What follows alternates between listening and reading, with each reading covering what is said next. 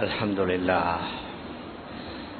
لله نحمده ونستعينه ونستغفره ونؤمن به ونتوكل عليه ونعوذ بالله من شرور أنفسنا ومن سيئات أعمالنا من يهده الله فلا مضل له وأشهد أن سيدنا ونبينا ومولانا محمدا عبده ورسوله صلى الله على سيدنا محمد وعلى آله وأصحابه وسلم تسليما كثيرا فقد قال الله سبحانه وتعالى في محكمه التنزيل والفرقان المجيد بعد أعوذ بالله من الشيطان الرجيم بسم الله الرحمن الرحيم ثم لتسألن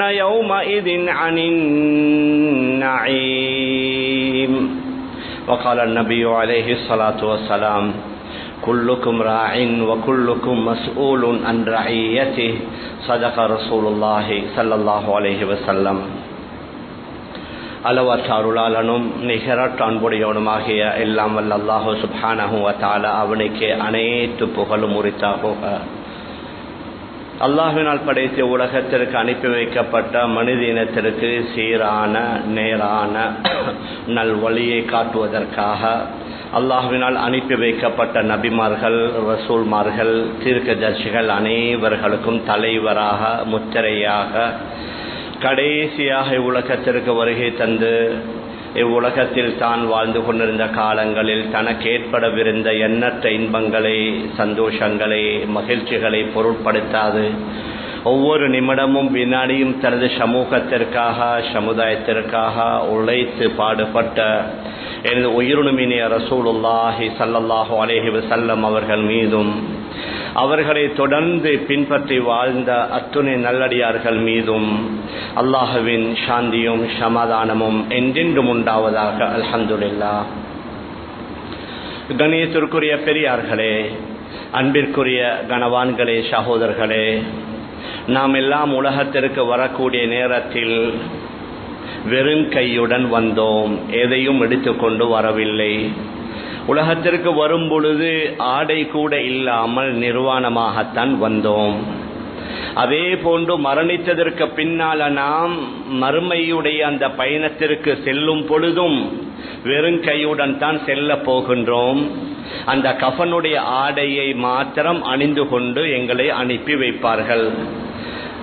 உலகத்திற்கு வருவதற்கு முன்னால் ஒன்றுமில்லாமல் வந்தோம். மீண்டும் ஆகிராவுக்கு செல்லும் பொழுதும் வெறும் கையுடன் செல்லவிருக்கிறோம். இரண்டுக்கும் இடைப்பட்ட இந்த காலத்தில் சில காலம் நாங்கள் வாழ்ந்து கொண்டிருக்கிறோம். சில வேளை 60 வயசு, சில வேளை 70 வயசு, சில வேளை 100 வயசு. அல்லாஹ் யார் யாருக்கு எவ்வளவு வாழ்நாளை நிர்ணயித்திருக்கிறானோ அந்த காலங்களை முடித்து விட்டு நாம் எல்லோரும் சென்று விடுவோம். உலகத்தில் வாழக்கூடிய நேரத்தில் நமக்கு சில தேவைகளை அல்லாஹ் ஏற்படுத்தி வைத்திருக்கிறான்.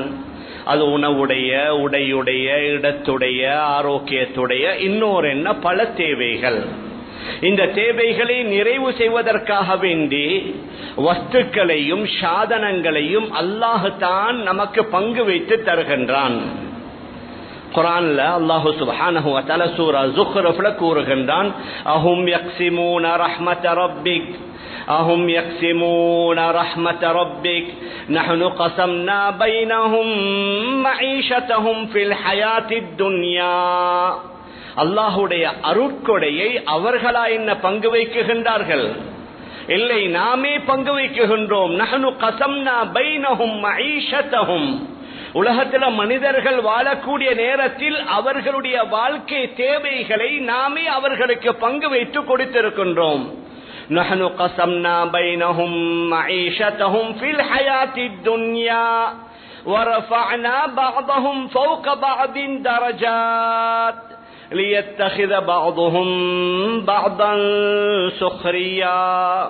அவர்களில் மனிதர்களில் சிலருக்கு ஊழியம் செய்வதற்காக, வேலை செய்து கொடுப்பதற்காக, சிலர்களை விட சிலர்களுடைய தரங்களை நாமே உயர்த்தி வைத்திருக்கிறோம் என்று அல்லாஹு சுப்ஹானஹு வ தஆலா குர்ஆன்ல கூறுகின்றான்.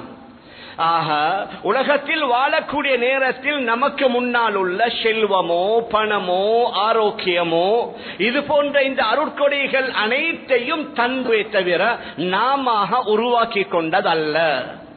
மேலான பெரியார்களே, சகோதரர்களே, அதனால அல்லாஹ் தந்திருக்கிற இந்த அருட்கொடைகள் ஒவ்வொன்றை பற்றியும் கியாமத்துடைய நாளையில் அல்லாஹ் நம்மிடம் வினவுவான். எவ்வளவு நிஅமத் பெரிசாக இருக்குமோ அந்த அளவுக்கு கேள்வி கணக்கும் பெரிசாக இருக்கும்.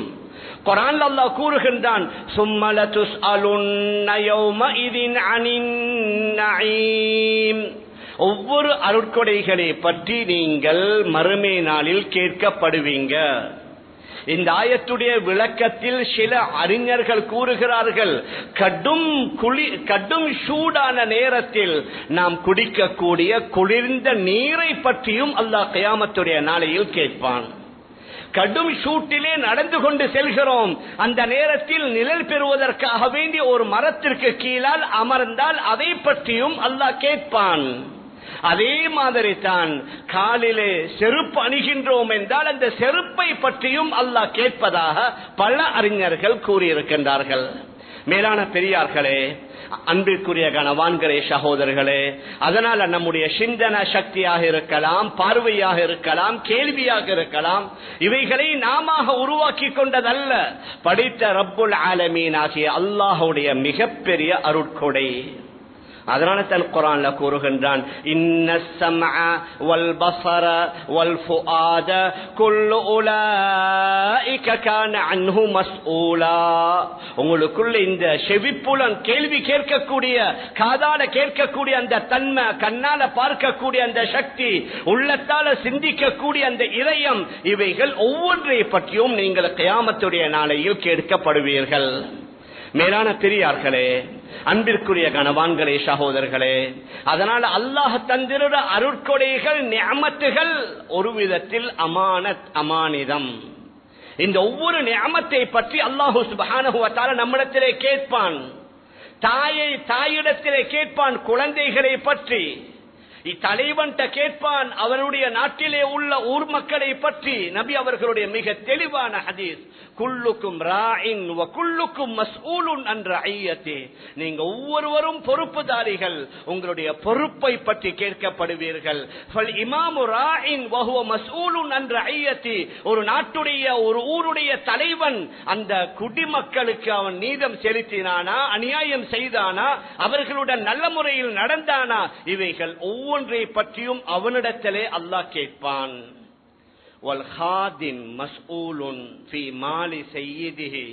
ஒரு வேலைக்காரன், ஒரு ஊழியன், எங்கட வீட்டுல வேலை செய்யறவராக இருக்கலாம், கடையில ஃபேக்டரியில வேலை செய்யறவராக இருக்கலாம், அவரிடத்திலும் கேள்வி கேட்கப்படும். உங்களுடைய எஜமானுடைய சொத்தை நீங்க எப்படி பாதுகாத்தீங்களா, மிஸ்யூஸ் பண்ணினீங்களா? والرجل راع في اهله وهو مسؤول عن اهل بيته. ஒரு குடும்ப தலைவன்ட்ட கேட்கப்படும். والمرأة راعية في بيتها وولده. ஒரு பெண்ணிடம் கேட்கப்படும், தன்னுடைய கணவனுடைய வீட்டை எப்படி பாதுகாத்தால், பராமரித்தால், அந்த குழந்தைகளை எந்த முறையிலே வளர்த்தால்.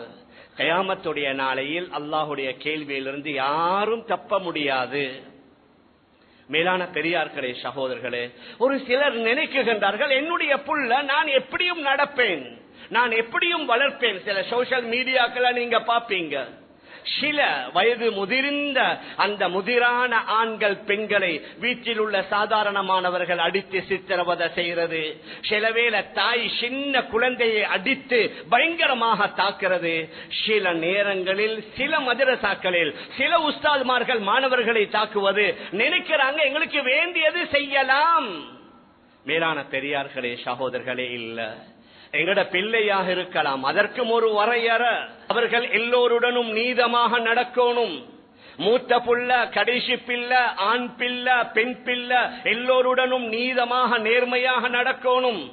நபி அவர்கள் சொன்னார்கள், வத்தகுல்லாஹ் வஅதிலு ஃபீ அவுலாதிக்கும், அல்லாஹ்வை பயந்துங்க, உங்களுடைய பிள்ளைகளுடைய விடயத்தில் நீதமாக நேர்மையாக நடவுங்க. ஒருவருக்கு ஒரு மாதிரி, இன்னுமொரு பிள்ளைக்கு இன்னுமொரு மாதிரி நடப்பதற்கு அனுமதி இல்லை. ஏன், ஒரு ஜட்ஜ் நீதிபதியாக இருக்கலாம், அவரும் நினைத்த மாதிரி நடக்கலா, அவரும் நினைத்த மாதிரி தீர்ப்பளிக்கலா. வாதி பிரதிவாதி ரெண்டு பேருடைய பேச்சையும் கேட்கணும். நபியுடைய மிக தெளிவான ஹதீஸ், ரெண்டு பேருடைய பேச்சை கேட்டாத்தான் உங்களுக்கு சரியான முறையில தீர்ப்பளிக்கலாம்.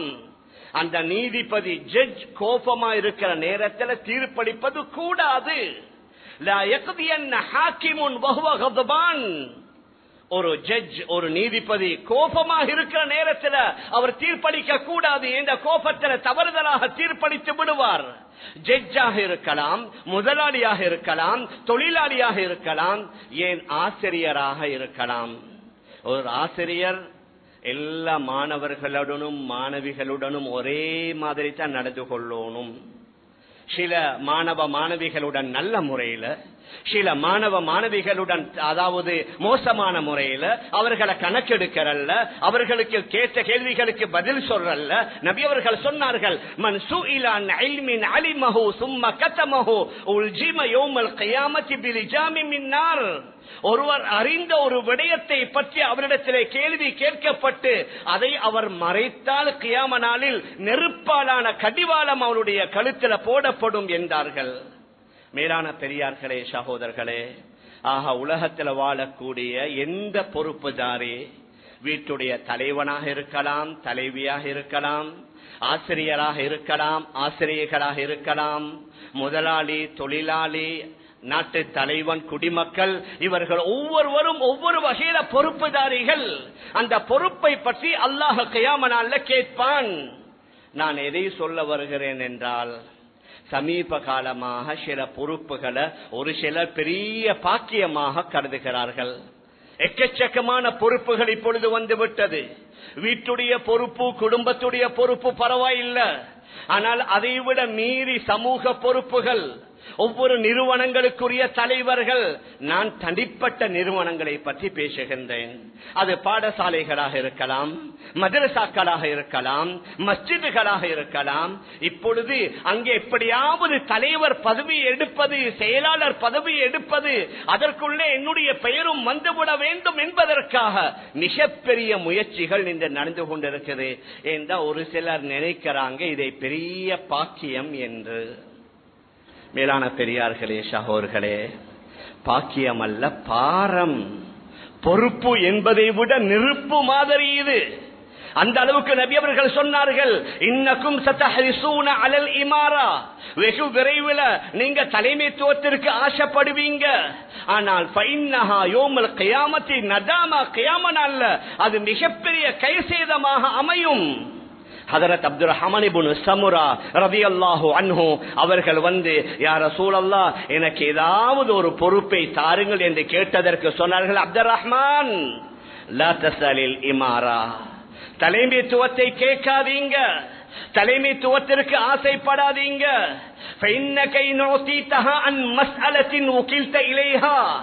நீங்க கேட்டு அந்த தலைமைத்துவம் வந்தால் அதனுடன் நீங்க தனியாக விடப்படுவீர்கள். அல்லாஹ்வுடைய உதவி உங்களுக்கு வராது.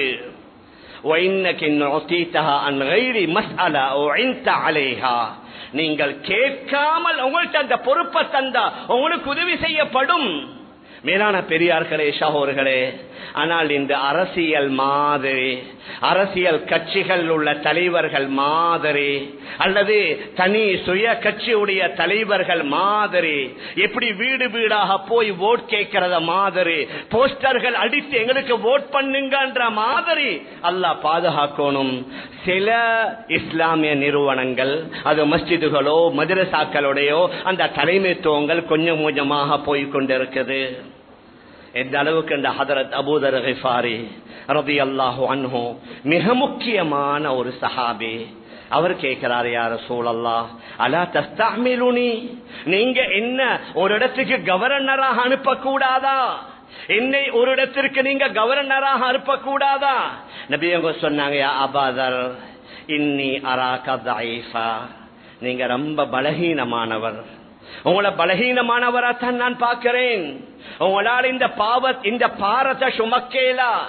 இன்னி அராக தஈஃபா வ இன்னஹா அமானா, இது மிகப்பெரிய அமானிதம். வ இன்னஹா யௌமுல் கியாமத்தி ஹிஸியுன் வ நதாமா, கியாம நாள்ல இது மிகப்பெரிய கேவலமாக மிகப்பெரிய கைசேதமாக ஆகிவிடும். அபூதர்ரே, நீங்க இந்த தலைமைத்துவத்திற்கு ஆசைப்படாதீர்கள். ஹதரத் ரசூலுல்லாஹி ஸல்லல்லாஹு அலைஹி வஸல்லம் மற்ற சின்ன குடும்பங்களுக்கு அல்லது வீட்டுக்கு அல்லது கடைக்கு தலைமைத்துவத்தை எடுப்பது, அதில் ஈடுபடுவது பரவாயில்லை, அது சின்ன விஷயம். ஆனால் ஒரு சமூகத்துடைய, ஒரு நாட்டுடைய, ஒரு ஊருடைய, உலகத்தில் உள்ள நிறுவனங்களில் ஆக பெரிய நிறுவனம் மஸ்ஜிதுடைய இந்த தலைமைத்துவம் என்பது சாதாரணமான விடயம் அல்ல. நான் கொல்பிட்டி பள்ளியிலிருந்து பேசின இந்த பள்ளிக்கு மட்டுமல்ல, முழு இலங்கையில் உள்ள எல்லா மக்களும் இதை செவிமடுப்பார்கள்.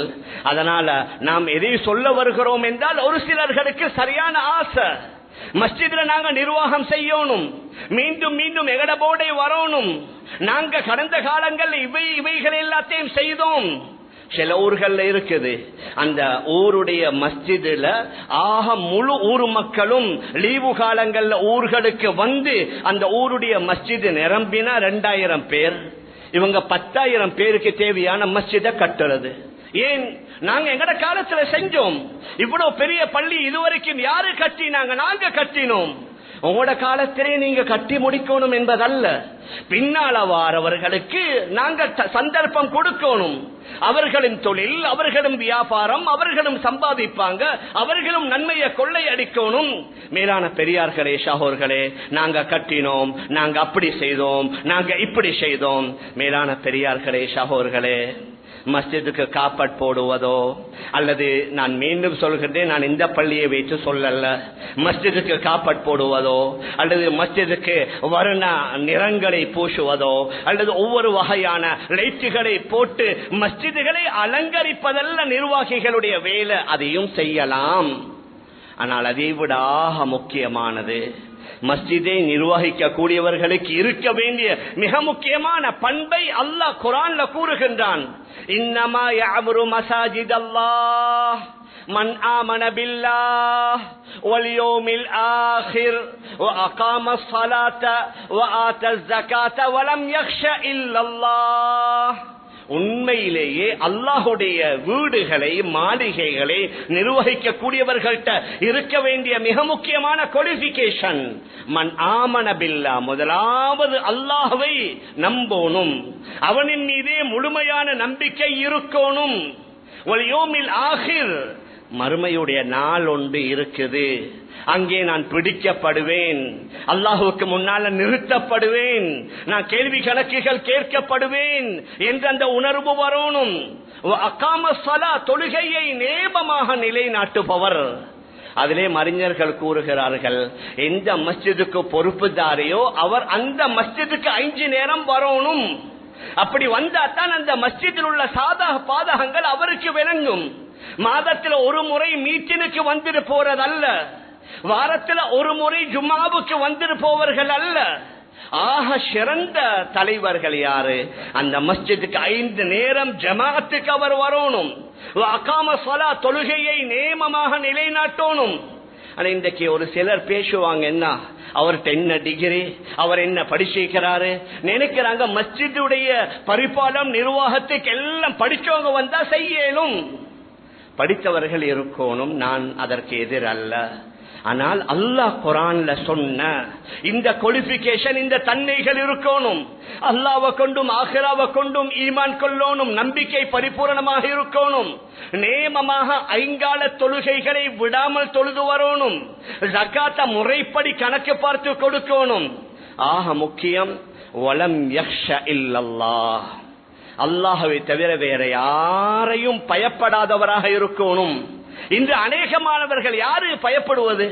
மஹல்லா வாசிகள் என்ன சொல்லுவாங்க, ஊர் மக்கள் என்ன சொல்லுவாங்க, நாங்க அப்படி செஞ்ச இவங்க என்ன பேசுவாங்க, அவர்கள் இவர்களுடைய பேச்சை எல்லாம் எடுக்க இயலாது. நாங்க அல்லாஹ்வை பயந்தா முழு உலகமும் இன்ஷா அல்லாஹ் எங்களை பார்த்து பயப்படும்.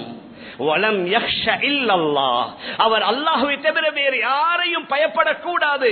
அப்படியானவர் தான் மஸ்ஜிதுடைய நிர்வாகத்திற்கு வரணும். அல்லாஹ்வுடைய பயம் இருக்கணும். மஸ்ஜிதுகளுடைய வக்ஃப் சொத்துக்கள் பாதுகாக்கப்படணும். எங்கட நாட்டில் உள்ள எத்தனையோ ஊர்கள் உள்ள அந்த மஸ்ஜிதுக்கு வக்ஃப் செய்யப்பட்ட எத்தனையோ கட்டிடங்கள், காணிகள், வீடுகள் இந்த மிஸ்யூஸ் பண்ணப்படுகின்றது. அதற்கு சரியான கூலிகள் எடுக்கப்படுவதில்லை. மஸ்ஜிதுடைய நிர்வாகிகளுடைய ஆகப்பெரிய கடமை என்ன? மஸ்ஜிதுக்கு வக்ஃப் செய்யப்பட்ட அந்த பொருட்கள் பாதுகாக்கப்படணும், வக்ஃபுடைய சொத்துகள் பாதுகாக்கப்படணும். அது மாத்திரமல்ல, மஸ்ஜிதில் உள்ள ஊழியர்களுடன் நல்ல முறையில் நடந்து கொள்ளணும். அது இமாம்களாக இருக்கலாம், முஅத்தின்களாக இருக்கலாம். அவர்களை வேலைக்காரர்கள் மாதிரி அவர்களை பார்க்கலாம். இவர்கள் மட்டும் இந்த மஸ்ஜிதுகள் இல்லாட்டி மஸ்ஜிதுகள்ல யாரு தொழுக வைப்பது, குத்பா ஓதுவது, அவங்களோட நிக்காஹை யாரு வந்து நடத்துவது, ரமதான்ல கியாமுல் லைலுடைய தொழுகையை யாரு தொழுவிப்பது? மேலான பெரியார்களே, சகோதரர்களே, கவலையான விஷயம், எங்களோட நாட்டில் உள்ள 1000க்கும் மேற்பட்ட உலமாக்கள் வெளிநாடுகளுக்கு சென்றுட்டார்கள். கத்தாரில் 500க்கும் மேற்பட்ட உலமாக்கள், அரபு ஒவ்வொரு நாட்டுல, அது துபாயோ சவுதியோ இன்னும் ஒவ்வொரு நாட்டுகள்ல நூற்றுக்கணக்கான 200கணக்கான உலமாக்கள். என்ன அவங்க என்ன சொல்லுவாங்க? சில காலம் மஸ்ஜிதுகள் இருந்தோம், மதரசாவையும் சேர்த்துத்தான் கூறுகின்றேன். சில காலம் மதரசாக்கள் இருந்தோம், நாங்க 20 வருஷம் இருக்கிறோம், 10 வருஷம் இருக்கிறோம். அதற்கு பின்னால நாங்க விலகி போற நேரத்துல ஒரு 2 மாசம் 3 மாசம் சம்பளத்தை தந்து அனுப்புறாங்க. இதுக்கு மேல நாங்க என்ன செய்ய? எங்கட பெண் பிள்ளைகள் பெரியவர்கள் ஆனா திருமணம் முடித்து கொடுக்கணும். எங்களுக்கு ஒரு வீடு வாசல் ஒன்று வேணும். யாரும் தவறா நினைக்காதீங்க. இப்ப 1 வருஷத்துக்கு மேல எங்கட நாட்டுடைய அந்த காஸ்ட் ஆஃப் லிவிங், நாங்க வாழ்க்கையுடைய தராதரம், பொருள்கள் ரொம்ப ஹை. 100 மடங்கு 200 மடங்கு ரெட்டிப்பாக 3 மடங்காக அதிகரித்து விட்டது. ஆனா மதரசாக்கள்ல மஸ்ஜிதுகள் உள்ள இமாம்களுக்குரிய சம்பளம் என்ன? இன்னும் அதே மாதிரி. ஒரு சில மஸ்ஜிதுகள் விதிவிலக்காக இருக்கலாம், ஒரு சில மஸ்ஜிதுகள் விதிவிலக்காக இருக்கலாம். அங்கே கொஞ்சம் கூட்டி கொடுத்திருப்பார்கள். அதிகமான மஸ்ஜிதுகள் ஒரு 5000ஐயும் 10,000ஐயும் கூட்டி கொடுத்து 30,000 40,000 அவர்களுடைய மாச சம்பளத்தை வைத்து அவர்கள் என்ன செய்வாங்க? நாங்க ஒவ்வொருவரும் யோசிக்கணும் தானே. எங்களுக்கு என்று ஒரு மாசத்துல நாங்க எவ்வளவு செலவழிக்கிறோம்? எங்கட வீட்டுடைய கரண்ட் பில் 40,000 50,000 நாங்க கட்டுறோம். வீக்கெண்ட்ஸ்ல ஃபேமிலியோட வெளியில போய் நாங்க ஒரு ரெஸ்டாரண்ட்ல சாப்பிட்டோம் 20,000 30,000. ஒரு டாக்டரை சேனல் பண்ண போற டெஸ்டிங் சொன்னா 15,000 20,000. எங்கட வீட்டில் உள்ள 4 பேரு நம் மொபைல் பில் எவ்வளவு? நாங்க இதெல்லாம் செலவழிச்சு கொண்டு தான் இருக்கிறோம்.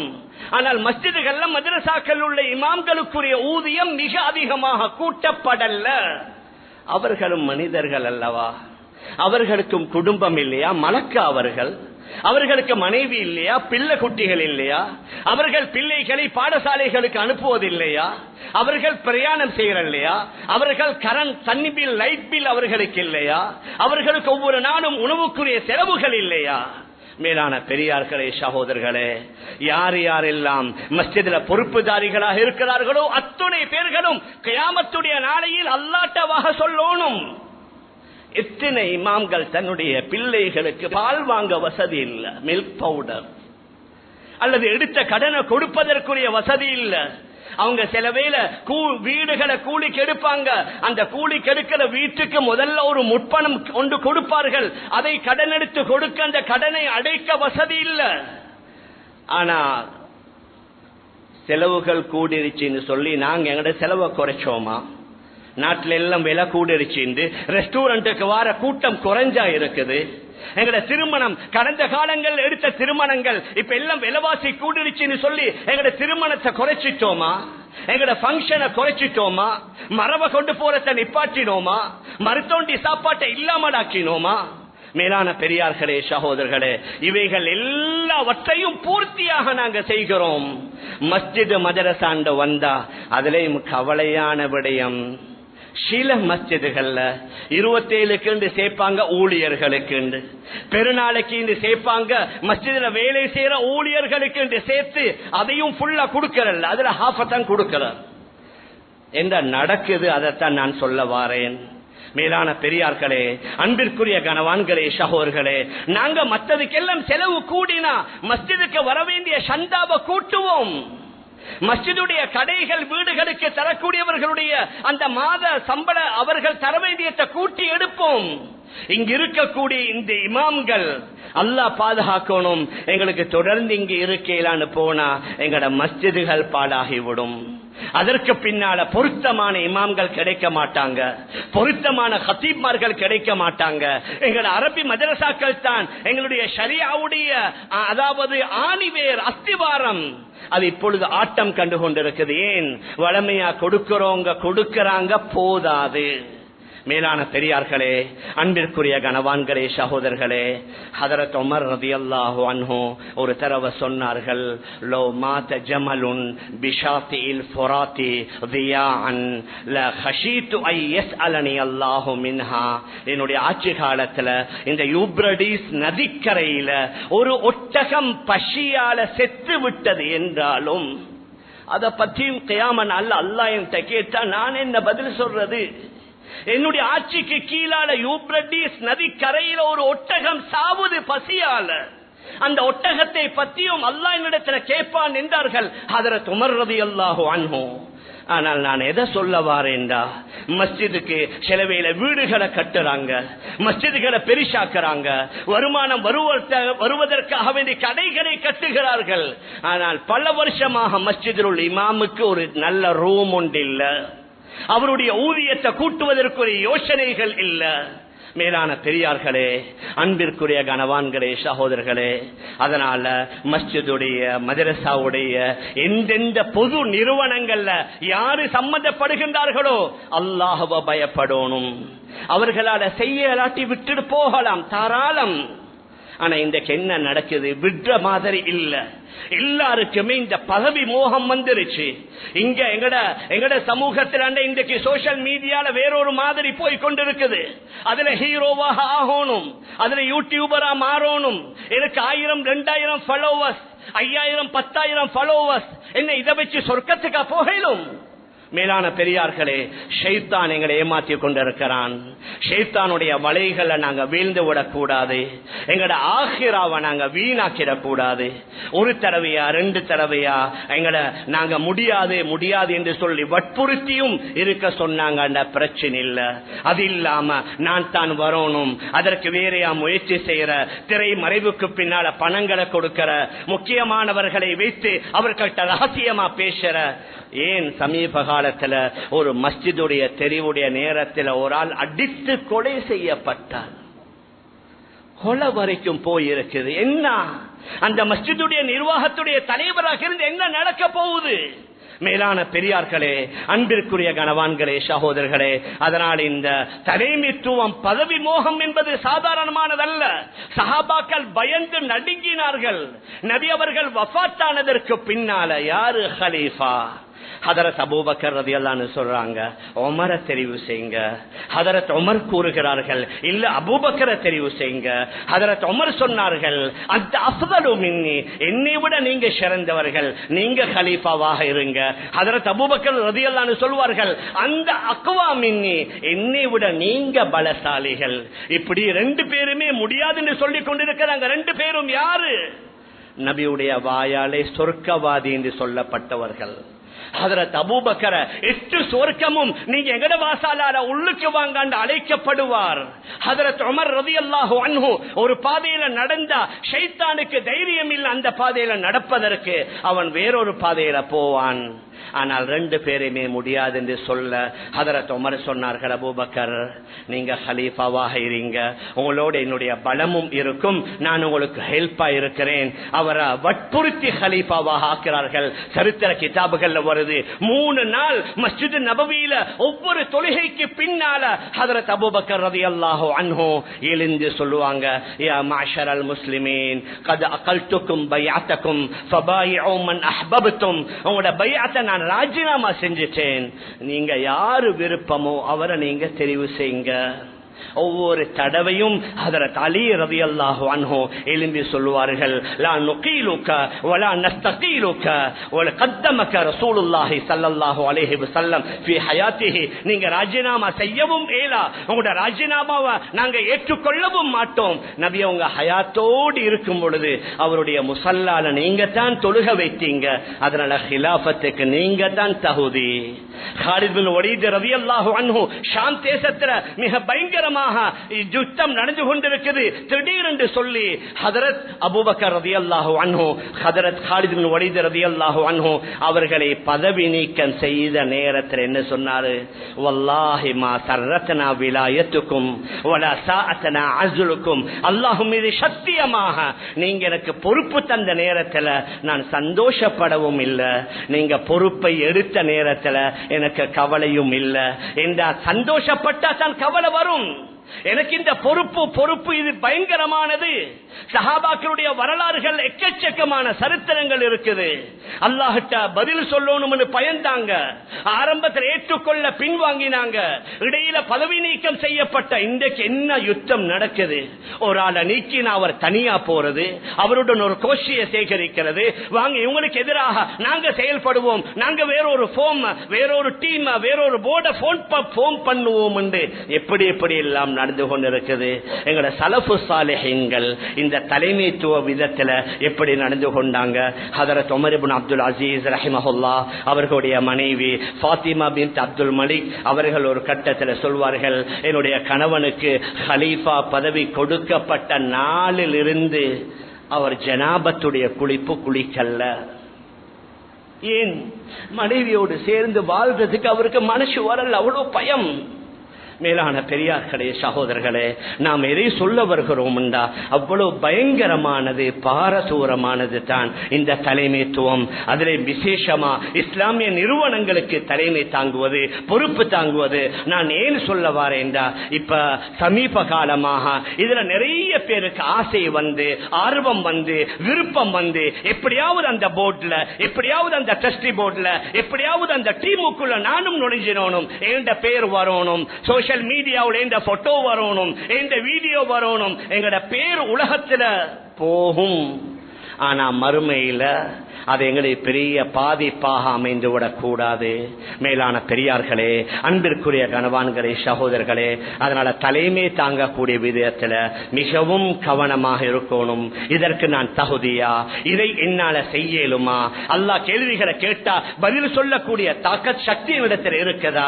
இல்லாட்டி என்ன விட்டுடுங்க, மற்றவர்களை நீங்க தெரிவு செய்யுங்க என்று அமைப்புல நாங்க போனோமோண்டா தான் ஆகிராவுல இன்ஷா அல்லாஹ் அல்லாஹ்வுடைய பிடியிலிருந்து நாங்க எங்களை பாதுகாத்துக் கொள்ளலாம். அந்த அடிப்படையில் நாங்க வாழ்வதற்கு எல்லாம் வல்ல அல்லாஹ் நம் அனைவர்களுக்கும் தௌஃபீக் செய்வானாக. ஆகவே அல்லாஹ் நம் எல்லோருடைய பாவங்களை மன்னிப்பாயாக. நம்முடைய பெற்றோர்கள், உற்றார்கள், உறவினர்கள், முழு உலகத்தில் உள்ள அனைத்து இஸ்லாமிய ஆண்கள் பெண்களுடைய பாவங்களை மன்னிப்பாயாக. உலகத்தில் வாழும் காலம் எல்லாம் உண்மையான இஸ்லாமிய முறைப்படி தீனுடைய அடிப்படையிலே வாழ்ந்து நம் எல்லோருடைய முடிவை நல்ல முடிவாக ஆக்கி நம் அனைவர்களுக்கும் ஜன்னத்துல் ஃபிர்தௌஸ் என்ற சுரக்கத்தை தந்திர